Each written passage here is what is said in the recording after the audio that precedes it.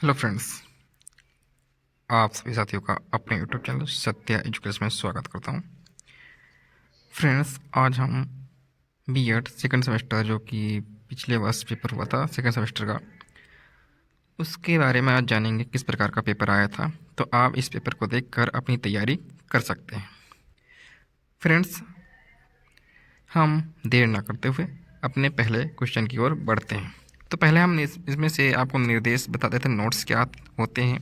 तो पहला नोट्स है, देखिए, any answer any 5 questions, all questions carry equal mark. मतलब सभी क्वेश्चन अनिवार्य है, मतलब कि 5 क्वेश्चन आपको करने हैं। उसमें से जो 5 क्वेश्चन होंगे सभी क्वेश्चन बराबर बराबर नंबर के होंगे। यानी कि एक क्वेश्चन 16 नंबर का होगा। 80 नंबर पेपर था, तो 5 क्वेश्चन करोगे तो एक क्वेश्चन 16 नंबर का हुआ। तो पहला क्वेश्चन क्या है, define biology. Evaluate the contribution of biology subject in the 21 century society. मतलब जीव विज्ञान को परिभाषित करना है कि जीव विज्ञान है क्या। फिर परिभाषित करने के बाद उसकी थोड़ी 2-4-5 लाइन की विशेषताएं लिख दीजिए। फिर उद्देश्य लिख दीजिए इसका क्या है।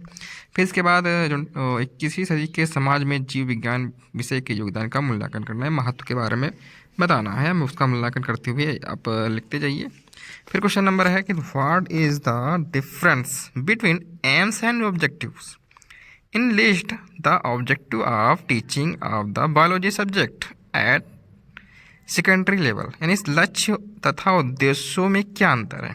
माध्यमिक स्तर पर जीव विज्ञान विषय को पढ़ाने के उद्देश्यों को सूचीबद्ध कीजिए। मतलब हेडिंग वाइज आप लिखते जाइए। लक्ष्य तथा उद्देश्य में अंतर देना, तो पहले लक्ष्य की डिफिनेशन लिखिए, फिर उद्देश्य की डिफिनेशन लिखिए, फिर इसके बाद दोनों में अंतर दीजिए। फिर इसके बाद माध्यमिक स्तर पर जो है जीव विज्ञान विषय को पढ़ाने की क्या उद्देश्य हो सकते हैं, उसको सूचीबद्ध करना है आपको इसमें से।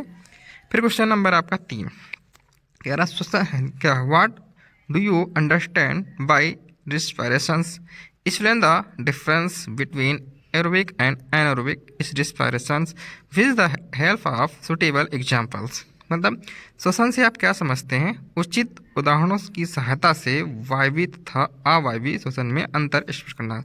आप श्वसन को परिभाषित करेंगे, परिभाषित करने के प्रकार कितने होते हैं उसके बारे में लिखना है। फिर आप जब वायवीय तथा अवायवीय श्वसन के बारे में लिख लेंगे, फिर उसके बारे में आंसर मतलब डिफरेंट देना है, फिर एग्जाम्पल आपको बताना है। तो इस प्रकार आपका क्वेश्चन कंप्लीट हो जाएगा। फिर लिखा है define heredity, describe Mendel 3 law of heredity in detail. अनुवांशिकी को परिभाषित कीजिए। मेंडल के अनुसार जो मेंडल थे उनके अनुवांशिकी के तीनों नियमों का विस्तार पूर्वक वर्णन करना। जो आपके 3 नियम हैं उसको उदाहरण सहित आपको लिखना पड़ेगा इसमें बच्चों। क्वेश्चन ये बड़ा हो जाएगा, लेकिन आपको ये क्वेश्चन नहीं करना तो अगला क्वेश्चन आप कर सकते हैं, क्योंकि ये क्वेश्चन बहुत बड़ा है, कम से कम 4 से 5 पेज के ऊपर और जाएगा, 8 या 9 पेज का। फिर क्वेश्चन नंबर 5 है आपका, what do you understand by micro teaching, prepare a micro lesson plan of introduction skill on any topic of biology subject. मतलब इंट्रोडक्शन मतलब प्रस्तावना के आधार पर आपको यहाँ पर एक लेसन प्लान बनाना पड़ेगा, जो कि आप फर्स्ट सेमेस्टर में आपने बनाया होगा, हो सकता है तो नहीं बनाया होगा तो आप बनाएंगे इस सेमेस्टर में। हाँ, इस सेमेस्टर में आप बनाएंगे, 10 लेसन प्लान होंगे, आपको बनाना पड़ेगा। तो सूक्ष्म स्तर से आप क्या समझते हैं, जीव विज्ञान विषय की किसी प्रकार का मतलब किसी प्रकरण पर प्रस्तावना कौशल की सूक्ष्म पाठ योजना का निर्माण करना पड़ेगा। ये 1 पेज का होता है। तो आप प्रस्तावना कौशल में क्या करेंगे, क्वेश्चन आंसर पूछते हैं और उसके विषय में बच्चे आंसर देते हैं। फिर प्रस्तावना कौशल के जो गुण होते हैं उसके बारे में लिखना है। ठीक बच्चों, तो आप ये यूट्यूब से देख लीजिए। फिर इसके बाद है आपका क्वेश्चन नंबर 6 कि what is the differences between textbook and reference book, what criteria will be follow for selecting a textbook for biology subject for class 11th। जो आपका पाठ पुस्तक तथा संदर्भ पुस्तक में आपको डिफरेंस देना, अंतर लिखना। फिर कक्षा 11 के लिए जीव विज्ञान विषय को पाठ्य पुस्तक के चयन के लिए आप किन किन मापदंडों का जो है पालन करेंगे। तो पहले तो आप पहले टेक्स्ट बुक मतलब जो आपका फ्रंट पेज होता है बायोलॉजी सब्जेक्ट का, मतलब टाइटल जो होता है उसके बारे में आप अच्छे से जान लीजिए किस प्रकार से टाइटल होना चाहिए। फिर उसके बाद लेखक किस प्रकार का उसमें लिखा है, किस प्रकार की सब विषय वस्तु उसमें रखी हुए, चित्र उसमें लिखे हुए हैं कि नहीं, इस क्वेश्चन आंसर हैं सही से नहीं है, इस प्रकार से आप मापदंडों को आप लिख सकते हैं। फिर क्वेश्चन नंबर 7 है आपका, उपलब्धि परीक्षण को परिभाषित कीजिए। मतलब इंग्लिश में बता देते हैं, डिफाइन अचीवमेंट टेस्ट। ये होता है उपलब्धि परीक्षण को प्रभावित करना है। What step would you follow to develop an achievement test to assess the academy achievement of students in biology subject. मतलब उपलब्धि परीक्षण को प्रभावित कीजिए। विद्यार्थी की जीव विज्ञान विषय की शैक्षिक उपलब्धि के आकलन के लिए उपलब्धि परीक्षण के निर्माण हेतु आप किन किन चरणों का पालन करेंगे। तो आप जो आपका जो विज्ञान सब्जेक्ट होता है उसके शैक्षिक उपलब्धि के आकलन मतलब मूल्यांकन के लिए आप किन किन उपलब्धि परीक्षणों के लिए आप किन चरणों का पालन करेंगे, इसके बारे में आप लिखेंगे।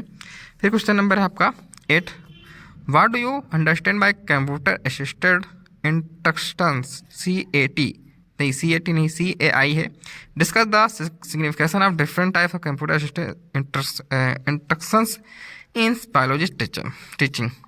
कंप्यूटर सह अनुदेशन के आप क्या समझते हैं। जो आपका कंप्यूटर सह अनुदेशन होता है उसके बारे में आपको लिखना है। फिर जीव विज्ञान शिक्षण में कंप्यूटर सहाय अनुदेशन के विभिन्न प्रकारों की सार्थकता की चर्चा करना है आपको।